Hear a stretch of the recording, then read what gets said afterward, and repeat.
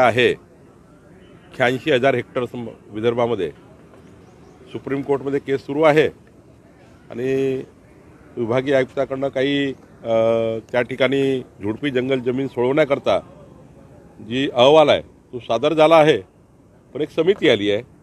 त्या समितीसमोरही आता आमचं कामकाज पुढे जात आहे. विदर्भातल्या 86,000 हेक्टर झुडपी जंगलाच्या जमिनी ज्यावर लोकांची घरे आहेत ते घरं कायदेशीर करून देण्याकरता मी माननीय देवेंद्रजीची भेट घेतली आहे. पालकमंत्री पदाचा तिढा कधीपर्यंत सुटेल? काही जिल्ह्यांचा तिढा अजून कायम आहे का? काही तिढा नाही आहे. अजितदादा नव्हते, ते विदेशात होते, त्यामुळं चर्चा व्हायची. आज मला वाटतं चर्चा पूर्ण होईल.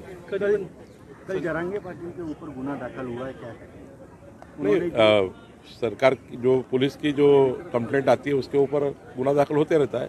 संजय गायकवाड यांनी पंतप्रधान मोदींवर टीका केली होती, त्यांच्या दौऱ्यांवर टीका केलेली आहे की मोदी विदेशात जातात यावर. खरं तर माननीय पंतप्रधान मोदीजी यांनी आपलं आयुष्य हे एका छोट्याशा पानटपरीवरनं चहाच्या दुकानावरनं सुरू केलं. अत्यंत हाल अपेक्षा आणि मोठा संघर्ष करून मोदीजी देशाचे पंतप्रधान या पदापर्यंत पोहोचले. त्यांच्या आयुष्याचा जर अभ्यास केला तर टाचणी इतकी बरोबरी उद्धव ठाकरे करू शकत नाही.